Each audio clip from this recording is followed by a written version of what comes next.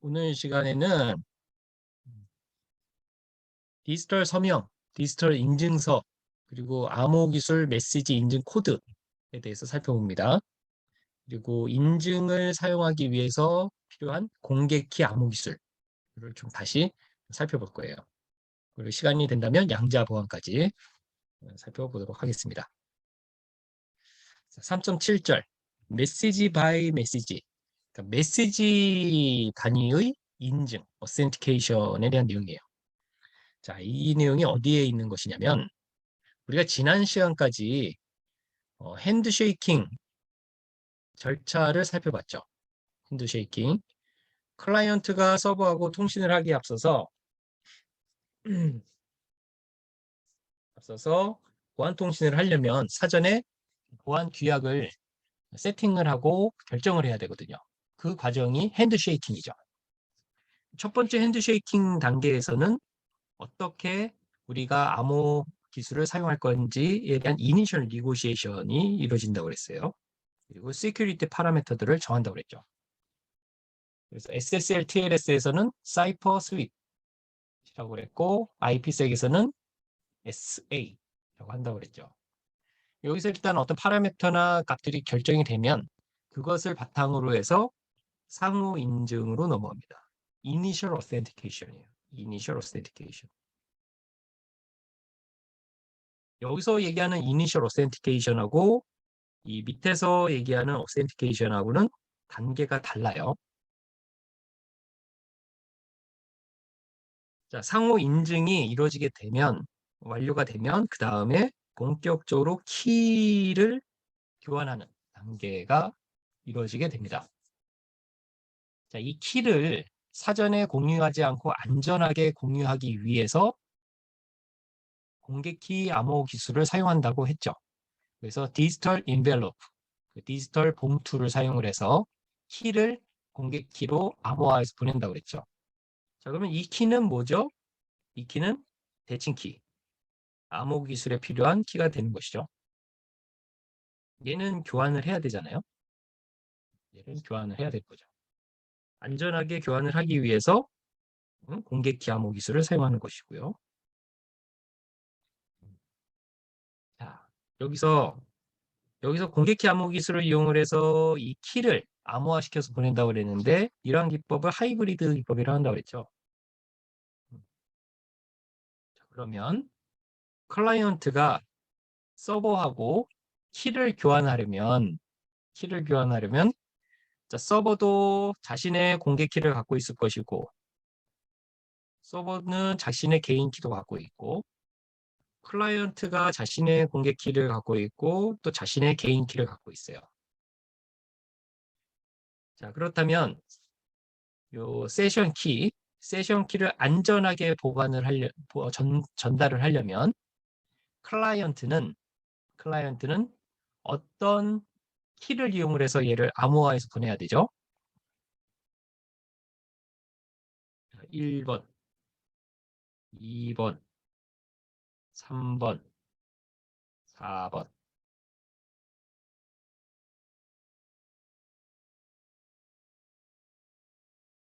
클라이언트가 선택할 수 있는 키는 세 가지를 선택할 수가 있는데 자신의 공개 키로 암호화하는 건 아무 의미가 없죠. 그래서 결국은 클라이언트가 의미 있게 선택할 수 있는 것은 자신의 개인 키 또는 수신자의 공개 키로 암호화는 두 가지만 유효해요. 그렇다면 이 두 가지 유효한 방법 중에서 이 세션 키를 암호화해서 전송할 때 디지털 인벨로프로 해서 보낼 때는 어떤 키를 사용하면 되나요? 2번, 3번?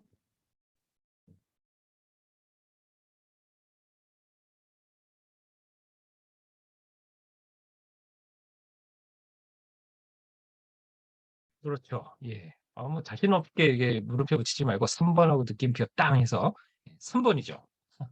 네, 3번입니다. 3번. 자, 클라이언트가 서버에게 안전하게 암호화해서 보내려면 클라이언트의 공개키로 암호화해서 보내야만 클라이언트는 자신의 개인 키로 열어볼 수가 있는 것이죠. 서버의 개인 키로 열 수가 있는 것이죠. 서버의 개인 키는 서버만 갖고 있죠. 지금 이 상황에서. 그렇죠? 자, 근데 키를 암호화한다고 그랬죠. 키. 왜 그런다고 그랬죠? 공개키 암호 기술은 대칭키 암호 기술에 비해서 처리 속도에 대한 많은 연산량을 요구하기 때문에 짧은 메시지, 암호화에 사용한다고 그랬어요. 자, 키는 그렇게 길지 않거든요. 키는 아주 짧은 메시지거든요. 그래서 얘를 암호화해서 보내는 거죠. 자, 여기까지가 우리가 지난 시간까지 살펴본 공개키를 이용한 암호화였죠. 오늘은 이제 요거까지 살펴볼 거예요. 클라이언트가 자신의 개인 키로 암호화해서 보내는 것까지 살펴볼 거예요. 자, 그걸 언제 사용하느냐? 지금 여기까지 완료가 되면 본격적으로 통신을 할 수 있는 상태가 되는 거예요. 안전하게 암호화 통신을 할 수가 있는 것이죠.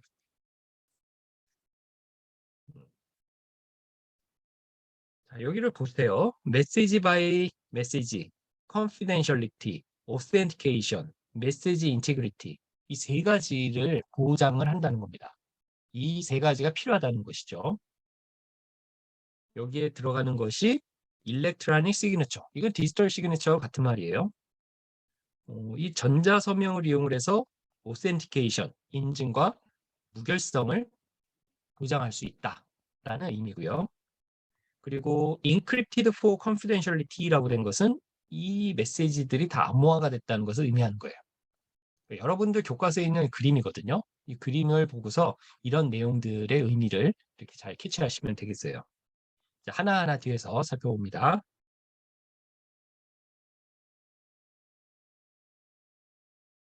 자, 온고잉 커뮤니케이션 단계로 지금 넘어왔습니다.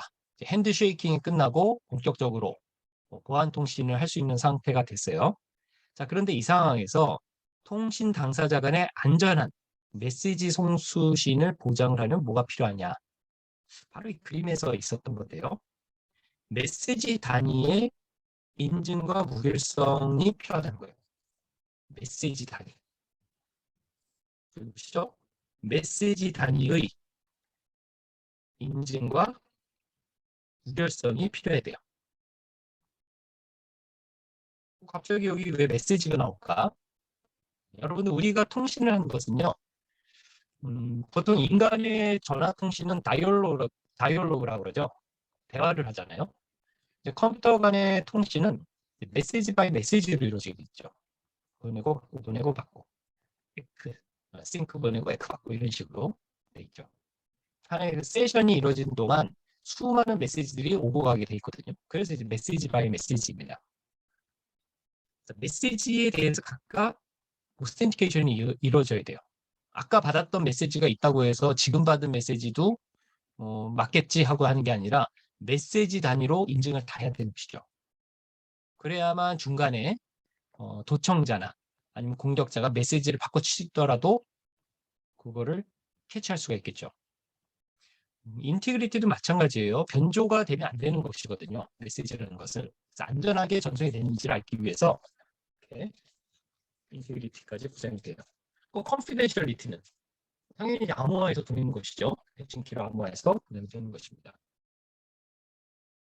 메시지 단위 인증을 위해서 사용되는 대표적인 두 가지 기술이 디지털 시그니처와 해시드 메시지 오센티케이션 코드 HMAC입니다. HMAC의 H는 해시드예요. 해시드. 뭐를 해시하느냐? 얘는 키를 해시해요. 암호키를 해시해서 메시지에다가 얘를 붙여서 보내는 거예요. 자, 디지털 시그니처는 공개키 암호 기술을 사용한다고 그랬죠. 공개키 암호 기술.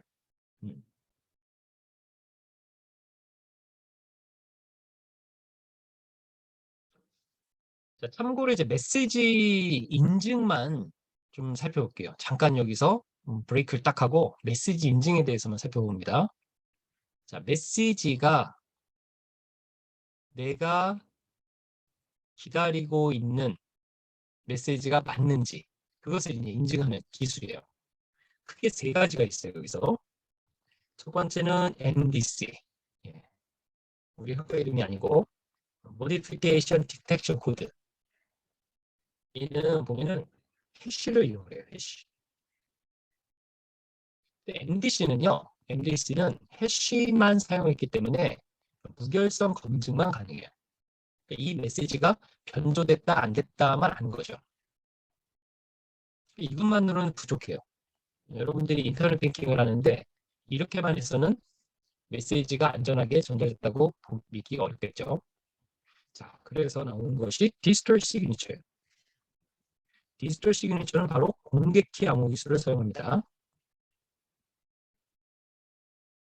1976년도에 등장한 또 1977년도에 등장한 이 공개키 암호 기술이 현대 정보 사회에 아주 근간이 되는 이유가 바로 여기 있는 거예요.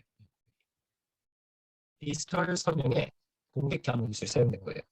그럼 공개키 암호 기술을 어떻게 사용하느냐? 공개키 암호 기술 하면은 키를 직접 전달하지 않아도 공유할 수 있는 그런 좋은 방법인데 기술적으로 연산량이 많아서 큰 메시지는 어렵다 정도는 우리가 알고 있잖아요. 그래서 얘를 어떻게 사용하는지 보세요. 플레인 텍스트를 해시를 만들어요.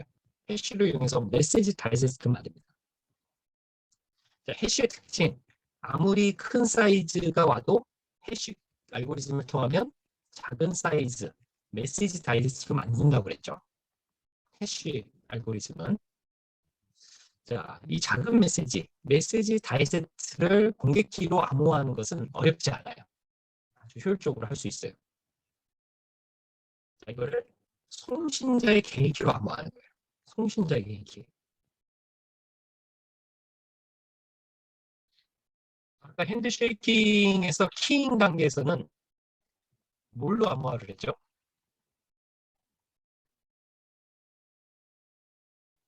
수신자의 공개키로 암호화를 했죠. 여러분들 이거 머릿속에 잘 그려놔야 돼요. 송신자, 수신자. 송신자가 의미 있게 암호화할 수 있는 것은 송신자 자신의 개인키로 암호화하거나 수신자의 고객키로 암호화하는 이 두 가지밖에 없어요. 송신자의 개인키로 암호화한 것은 송신자의 공개키로 복호하면 되고 수신자의 공개키로 암호화해서 보낸 것은 수신자의 개인키로 복호하면 되는 거예요. 공개키 암호 기술은 딱 이 두 가지 케이스밖에 없어요. 이번에 지금 이 케이스는 이거죠. 송신자 개인키로 암호화하고 송신자의 개인 공개키로 복호하는 거예요. 이게 디지털 서명이에요. 디지털 서명. 송신자의 개인키로 암호화했어요. 송신자의 개인키로 암호화했기 때문에 공개키는 항상 한 쌍을 이룬다고 그랬잖아요. 송신자의 개인키로 암호한 것은 반드시 송신자의 공개키로 복호화를 해야 돼요. 그 의미 뭐예요? 송신자의 개인키는 송신자만 갖고 있으니까 이것은 송신자가 암호화했다는 것을 보장한다는 것이죠. 자, 이렇게 함으로써 해시 갖고 있으니까 무결성 보장됐고요. 인증, 개인키를 통해서 인증이 보장됐어요. 공개키를 했기 때문에 사전에 공유할 필요도 없어요. 더욱이 송신자의 개인키를 사용했기 때문에 불임 방지까지 가능해요. 그래서 요거에 비해서 디지털 시그너처는 무결성, 인증, 불임 방지가 다 가능해요. 이렇게 가능하게 되니까 인터넷 뱅킹이 가능한 거죠. 인터넷 쇼핑이 가능하게 된 거죠. 그런데 뒤에서 나중에 살펴보겠지만 여기엔 핵심적인 불안 요인이 있어요. 리스크가 있어요. 리스크. 뭐냐면 이 공개키는 개인키와 공개키가 있다고 했잖아요. 개인키는 내가 잘 보관하면 돼요. 공개키는 공개를 한다고 그랬잖아요. 자, 그런데 이 공개키가 정말 맞아? 이 공개키가 앨리스의 공개키가 맞아? 이건 누가 보장하냐는 거죠. 어떤 사람이 이 키는 앨리스의 공개키야. 그래서 앞으로 앨리스한테 암호문을 보낼 때는 이걸로 암호해서 보내면 앨리스만 열 수 있어 라고 여러분한테 알려줬다면 그 말을 믿을 수 있을까요? 물론 100% 신뢰할 수 있는 사람이라면 믿어도 되겠죠. 자, 그래서 등장한 것이 이 PKI입니다. Public Key Infrastructure. 이 공개키하고 개인키가 맞다는 것을 대신 확인해주는 기관이에요. 이런 게 있어서 우리가 인터넷을 안전하게 쓸 수가 있는 것입니다. 자, 그 다음에 세 번째는 메시지 어센티케이션 코드가 있어요. 여기 두 번째가 참 좋은데 얘는 공개키 암호를 사용을 해야 돼요. 공개키를. 자, 그럼 공개키를 사용하기 어려운 경우도 있어요. 어려운 경우도. 물론 지금은 이제 ECC라는 타원곡선을 이용하는 공개키 암호 기술을 써서 매우 라이트한 좀 하드웨어적으로 여러 가지 제한되는 그런 환경에서도 공개키를 쓸 수가 있는데 그렇지 않은 경우에는요. 공개키를 쓸 수가 없었어요. 그러면 어떻게 인증을 할 수 있느냐? 바로 이러한 방법을 사용합니다. 메시지 어센티케이션 코드. 메시지 어센티케이션 코드. 자, 얘는 해시를 하는데 자, 위에서 해시만 하니까 안전하지 않잖아요. 그래서 여기다가 키를 집어넣어요. 키. 이 키는 무슨 키이겠어요? 사전에 공유한 키예요. 안전하게 사전에 공유한 키. 생각나는 거 있죠? 네, 대칭키. 대칭키 암호 알고리즘처럼 사전에 키를 공유해서 그 키를 이용을 해서 해시를 같이 해요. 그러면 이 키 값이 들어가 있는 해시 값이 나오는 것이죠. 이렇게 만들게 되면 무결성에 더해서 인증까지 할 수가 있어요. 인증까지. 자, 그러나 얘도 좋긴 한데 이 부인 방지는 할 수가 없죠. 부인 방지는 오직 디지털 시그니처에서만 가능합니다. 공개키에서만 가능해요. 자, 이렇게 세 가지도 잠깐 좀 알아두세요.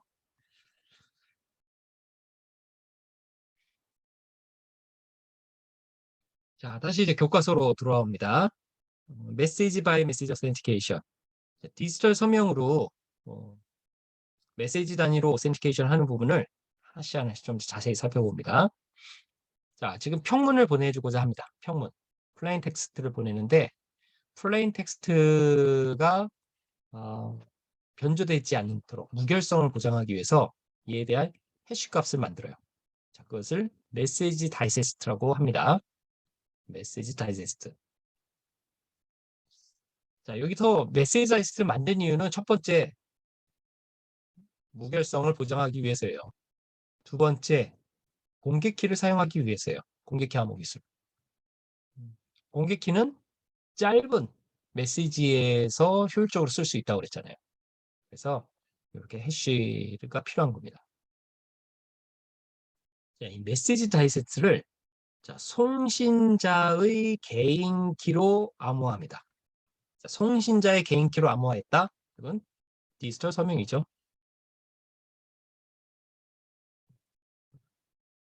자, 메시지 다이제스트를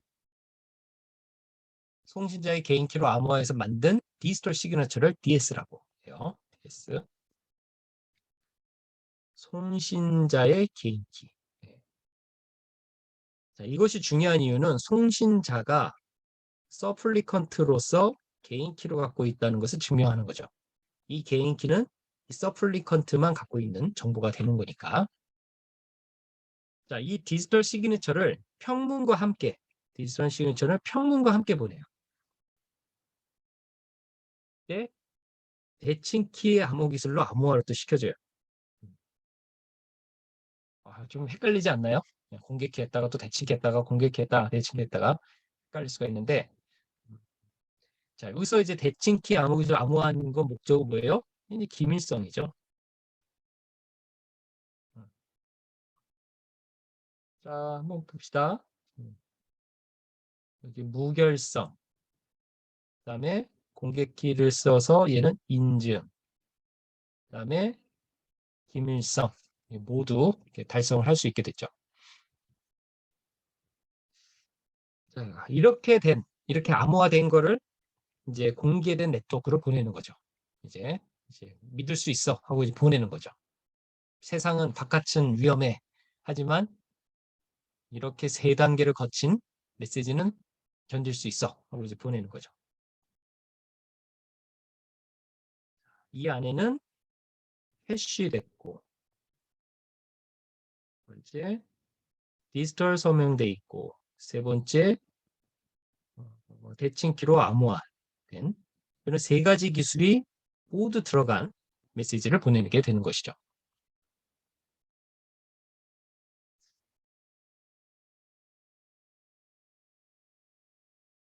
자, 그럼 이제 수신자는 어떻게 하느냐? 자, 수신자는 일단 복화를 먼저 해요. 복화를 합니다. 대칭키는 이제 각자 갖고 있다는 걸 전제로 하잖아요. 어떻게? 우리 지난 시간에 했던 핸드쉐이킹을 통해서 키잉을 하면서 키를 서로 교환했잖아요. 교환이라기보다는 각자 생성을 했잖아요. 그렇죠? 키 분배의 문제를 해결한 거죠. 그래서 그 키를 가지고서 복화를 합니다. 자, 복화를 하면 그 디지털 시그니처 부분이 있고 플레인 텍스트 부분이 있어요. 자, 이 중에서 플레인 텍스트를 딱 떼가지고 얘를 해시를 해봐요. 여기서 사용하는 해시는 지난 시간에 우리가 살펴봤던 핸드쉐이킹의 첫 번째 단계, 협상 단계에서 선택한 해시 알고리즘을 의미합니다. 만약에 다른 해시 알고리즘을 한다면 여기서 통과할 수가 없겠죠. 자, 동일한 해시 알고리즘, 그러니까 송신자가 사용한 거하고 수신자가 사용하는 해시 알고리즘은 같은 거겠죠. 자, 그래서 플레인 텍스트를 갖고서 동일한 해시 알고리즘으로 보내서 메시지 다이제스트를 만들어 줍니다. 직접 만들어 보는 거죠. 그리고 위에서 받은 메시지 다이제스트를 갖고 와서 비교를 해요. 비교. 비교. 비교해서 같으면 문제가 없는 거죠. 어떤 문제가 없어요? 이 메시지는 무결성이 보장이 됐고, 그 다음에 송신자가 인증이 됐다는 것이죠. 메시지 바이 메시지 오센티케이션을 달성한 것이죠.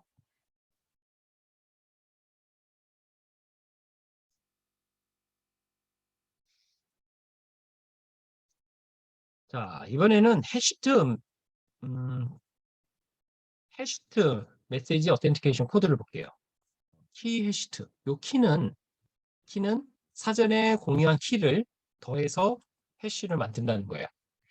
앞에하고 똑같은데 단지 얘는 공개 키를 쓰지 않는다는 거예요. 대칭 키를 이용해서도 메시지 바이 메시지 오텐티케이션이 가능하다는 것을 보여주는 겁니다. 자, 얘는 어떻게 하느냐? 평문에 키를 더합니다. 자, 이 키는 우리 앞에서 봤던 핸드쉐이킹의 키잉을 통해서 만들어낸 키를 의미합니다. 자, 이 키를 여기다 이렇게 더해서 플레인 텍스트에 더해서 해시 알고리즘을 얘를 보내요. 그러면 얘가 메시지 다이제스트가 되겠죠? 메시지 다이제스트가 되는데 얘는 특별히 키가 들어가 있어서 HMAC이라고 불러요. HMAC. 키가 해시트된 메시지 코드다. 메시지 인증 코드다 해서 HMAC이라고 부릅니다. 자, 이 HMAC을 오리지널 플레인 텍스트에다가 덧붙여서 보내요. 자, 여기까지 하게 되면 그 다음부터 똑같아요. 이제 험한 바깥 세상으로 이제 얘를 보내도 되는 거죠. 차이점을 알겠어요, 여러분들? 요 앞에 하고 요거 하고.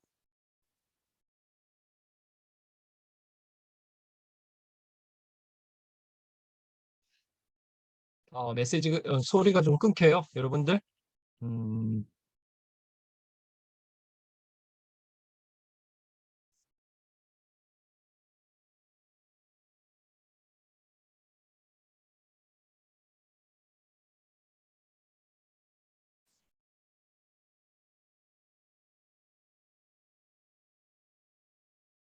자, HMAC을 이용해서 보냈을 때도 아까 앞에서 봤던 공개키 방식, 디지털 시그니처 방식과 똑같습니다. 수신자가 어떻게 하느냐? 수신자는 요 암호화된 거를 복구한 다음에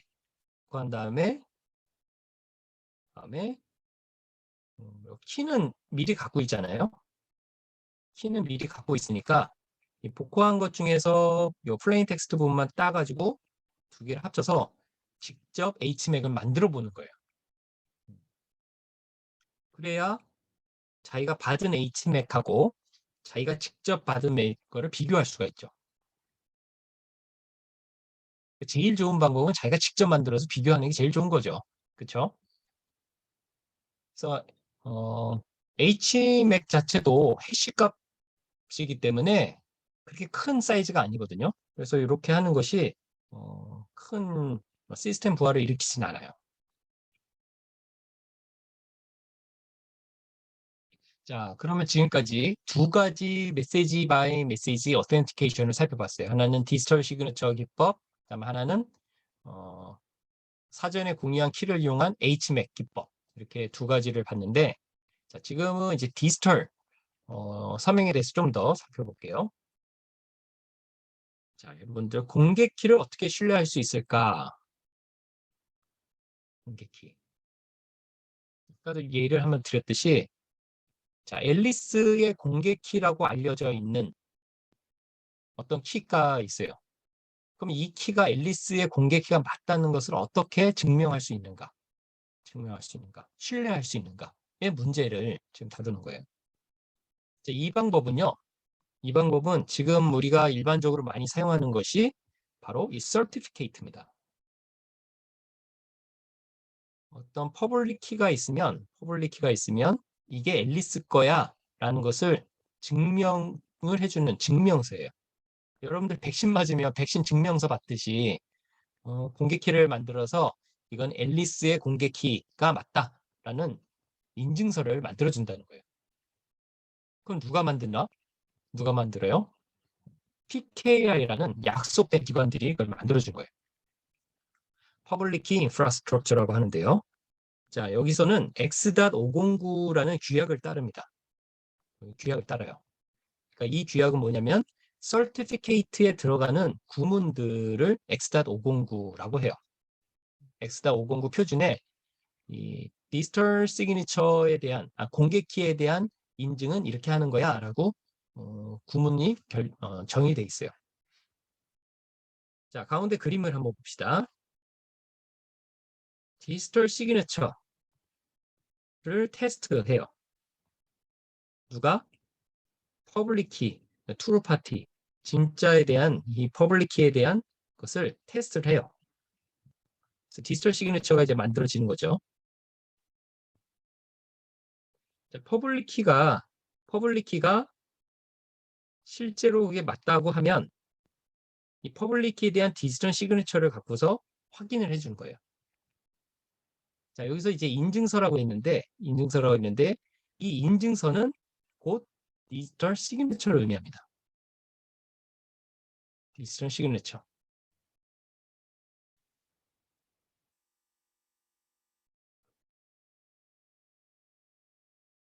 자, 여기 Certificate Authority가 있어요. CA라고 하는데요. CA에서 자신의 공개키로 그러니까 CA의 공개키를 이용을 해서 CA가 인증한 것을 확인한다는 것이죠. CA가 인증했다는 것을. CA는 이 공개키가 그 사람께 맞다라는 것을 보증을 하는 인증서를 만들어주거든요. 그럼 그것을 어떻게 확인하느냐? CA의 공개키로 확인을 하면 CA가 인증했다는 디지털 시그니처를 확인할 수가 있는 것이죠.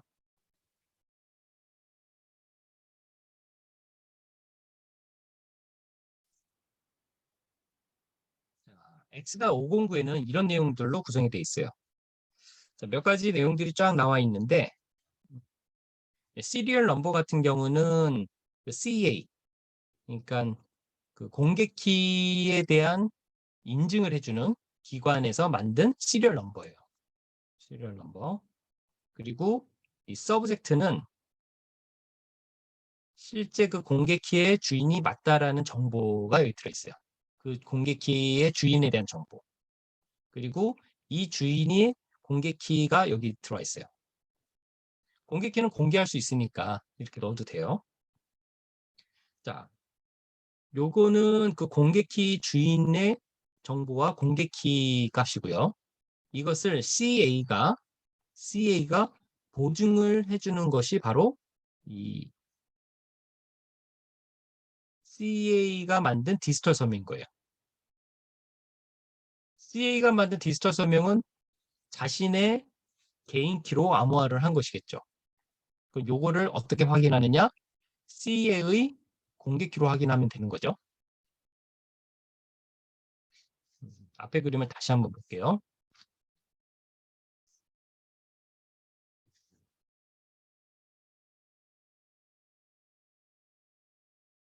자, 그 사용자의 공개키를 이 전자서명으로 이제 확인을 하는 과정이에요.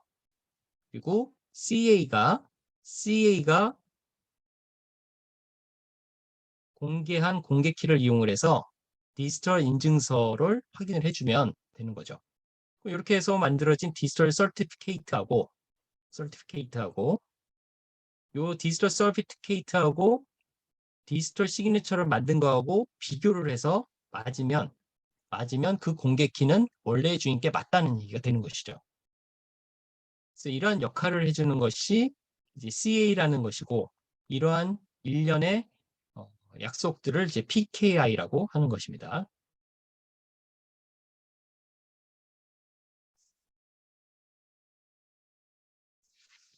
자, 예를 들어서 우리나라에서는 어떤 게 있는가 좀 예를 좀 볼게요. 공인인증기관, 이걸 이제 CA라고 해요. CA에서는 이런 얘기를 해요. 전자서명의 생성키의 소유자로 하여금 전자서명 키쌍이 생성되도록 만들어줘요. 여러분들 인터넷 뱅킹 처음 할 때 공인인증서 만들잖아요. 공인인증서 또는 여기서 공공인증서 하듯이 이 키쌍을 만들어주는 역할을 해요. 일단 키쌍을. 그리고 여기 위탁이라고 얘기하는데 이 전자서명에 대한 검증키 위탁을 받아서 여기서 인증서 형태로 포장을 한다. 서티피케이트를 준다는 거죠. 여기에는 소유자에 대한 정보, 그리고 소유자에 대한 키 값이 들어가는 거죠. 앞에서 봤던 X.509의 구문에 맞게 이거를 만들어주는 거예요. 그리고 전자서명 생성키 소유자에 대한 본인 여부를 확인을 해주는데 직접 대면에 의한 방법을 확인함으로써 전자서명의 효력이 법적 보호를 받을 수 있도록 해줘요. 자, 여러분들 공인인증서 처음 만들 때 집에서 비대면으로 만들지 않죠? 기억나나요? 여러분들 공인인증서 다들 갖고 있죠?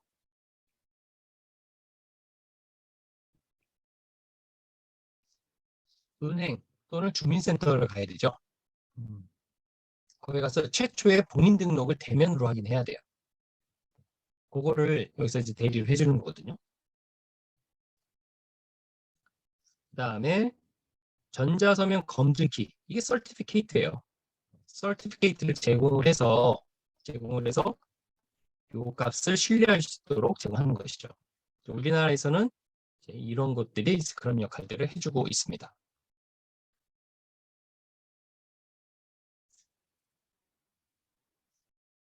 자, 이것들을 구성하는 요소가 몇 가지 있는데 중요하게 세 가지를 꼭 알아둬야 된다. PKI를 사용을 하기 위해서는 PKI는 세 가지 구성 요소가 필요한데요. 첫 번째는 CA, 앞에서 얘기했죠. 인증기관이에요. 인증기관이 서티피케이트를 만들어요. 그리고 관리해요. 그리고 이 서티피케이트를 CA의 개인 큐로 서명을 해요. 자신의 디지털 시그니처를 쓴다는 거죠. 그리고 공개키와 개인키 쌍의 소유자 신분을 증명을 해주죠. 이게 맞다. 앨리스의 공개키가 맞다라는 걸 증명을 해줘요. 등록, 발급, 조회 시 이러한 서티피케이트에 대한 관리를 총괄하는 역할을 해요. 그다음에 이 부분도 매우 매우 중요합니다. 인증서 폐기 목록을 관리해요. 자, 앨리스의 공개키가 있는데 이거를 뭐 2021년도에 사용했던 거고 2022년도에 대해서 새로 만들었다고 했을 때 2022년도에 새로 만들게 되면 얘는 파기해야 되잖아요. 폐기. 이 폐기 정보를 CRL이라는 것에 담아놔요. 그래서 기존 거는 사용할 수가 없게 만들어주는 역할도 CA가 해요. 자, 근데 CA는 이 모든 일을 다 혼자 할 수가 없거든요. 앞에서도 봤지만 우리나라에 한 6군데밖에 없잖아요. 6군데에서 다 하지 못하기 때문에 RA라는 곳이 있어요. RA. RA는 Registration Authority, 등록기관이라고 불러요. 등록기관은 증명서를 발행하진 않지만 사용자하고 CA 사이에 중개인 역할을 해줘요. 아까 얘기했던 여러분들 은행, 주민센터 이런 역할을 하는 거죠. 자, 그리고 CRA도 매우 매우 중요해요. 만드는 것도 중요하고 증명하는 것도 중요하지만 이거를 사용해서는 안 되는 것에 대한 폐기 목록 관리도 매우 매우 중요합니다.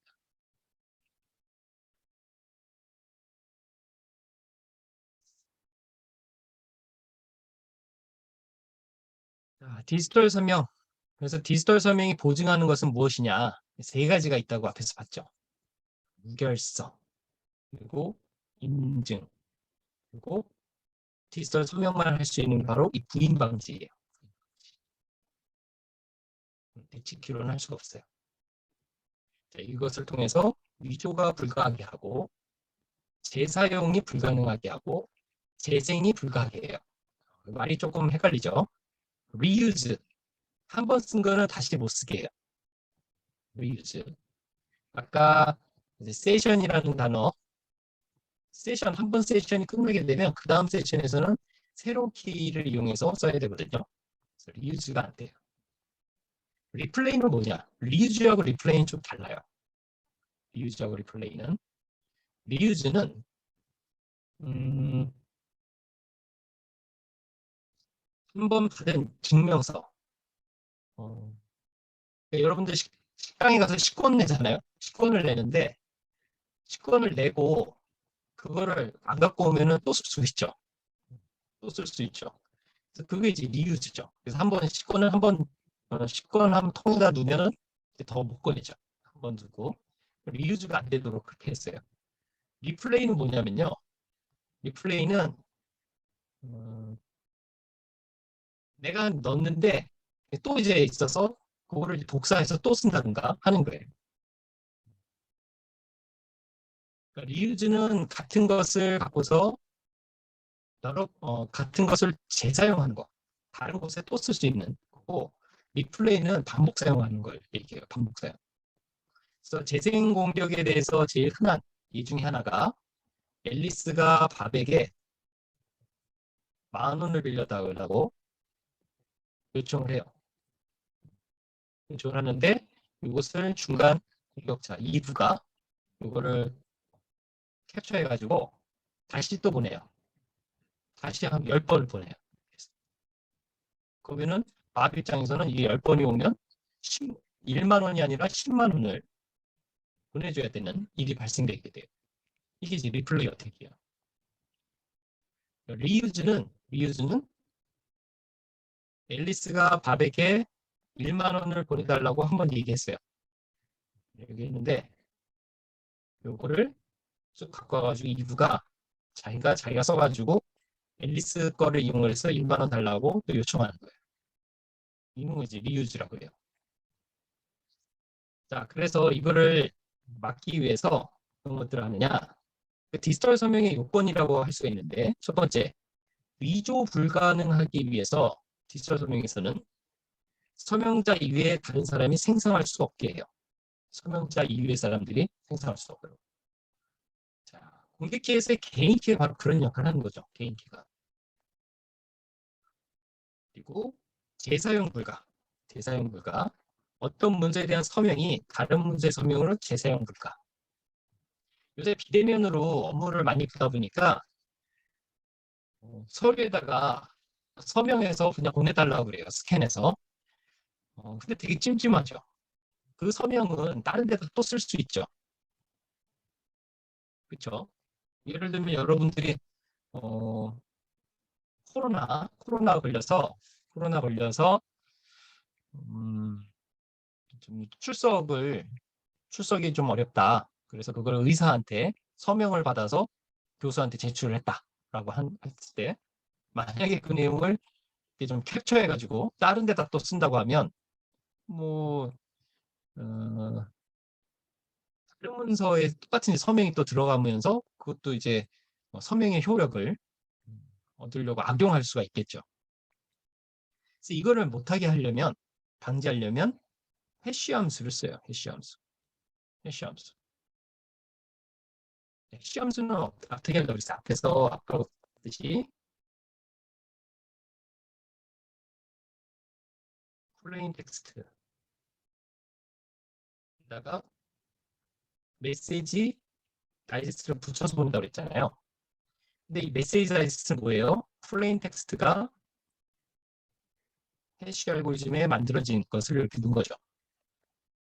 그러니까 이 메시지 다이제스트는 다른 플레인 텍스트의 메시지 다이제스트하고는 다르겠죠. 그러니까 요 메시지 다이제스트를 여기다 갖다 쓰게 되면 검증자 입장에서 플레인 텍스트 2를 만든 MD2하고 얘는 같을 수가 없는 것이죠. 그래서 재사용 불가는 일반형 해시 함수를 사용함으로써 대응을 할 수가 있어요. 재생 불가는 아까 썼던 것을 또 쓰는 거라고 그랬잖아요. 반복해서 쓴다든가. 서명된 문서를 탈취해서 반복 사용하는 게 리플레이 어택이에요. 리플레이 어택에 대해서 이런 예도 있어요. 여러분들 자동차 무선 키 보면은 딱 누르면은 삑삑 하면서 차가 열리잖아요. 근데 해커가 그 전파를 딱 감청을 해요. 감청을 해가지고 메모리에 넣어놨다가 나중에 그것을 리플레이를 했을 때 차가 열리면 안 되겠죠. 이것도 이제 리플레이 어택이거든요. 실제로 한 10년 전만 해도 그 공격이 가능했다고 그래요. 지금은 안 돼요. 지금은 안 되는데 그게 어떻게 안 되게 됐냐면은 바로 이런 겁니다. 시간 정보가 들어가요. 시간 정보. 연속 번호, 시퀀스 넘버를 쓰거나 아니면 타임 스탬프 정보를 포함을 시켜요. 그래서 시퀀스 넘버가 아까 했던 게 99번이고 지금 쭉 와가지고 120번인데 다시 99번에 시퀀스 넘버가 왔다 이러면은 얘는 이제 안 받아들이는 거죠. 타임 스탬프 정보도 뭐 오후 14시 20분에 보낸 것인데 이것을 현재 시간이 뭐 18시가 됐는데 이 정보가 다시 또 이렇게 왔다. 그럼 이거 안 받는 거죠. 이렇게 함으로써 리플레이 어택을 대응할 수가 있습니다. 꼭 기억해 두세요. 중요한 내용이니까. 자, 그래요. 이번 장에서는 이제 메시지 바이 메시지 어센티케이션. 핸드쉐이킹이 끝나고 실제로 온고잉 커뮤니케이션, 통신이 되는 상황에서 메시지 인증에 대한 내용들을 좀 살펴봤습니다. 그래서 본격적으로 이제 공개키가 어떻게 사용되는지 내용들을 좀 많이 다뤘거든요. 메시지 바이 메시지 어센티케이션은 크게 이제 두 가지 기법을 사용한다고 그랬죠. 하나는 디지털 시그니처를 사용하는 방법이 있고, 그 다음에 해시투맥을 하는 HMAC이 있다고 그랬어요. 물론 이제 이것도 있는데 얘는 인증이 들어가진 않죠. 인증이 들어가진 않기 때문에 일단은 인증이 가능한 두 가지. 이 중에서 공개키 암호 기술을 사용을 하면 부인 방지까지 가능하다. 그리고 공개키를 신뢰하기 위해서 필요한 것이 바로 PKI 것이었습니다.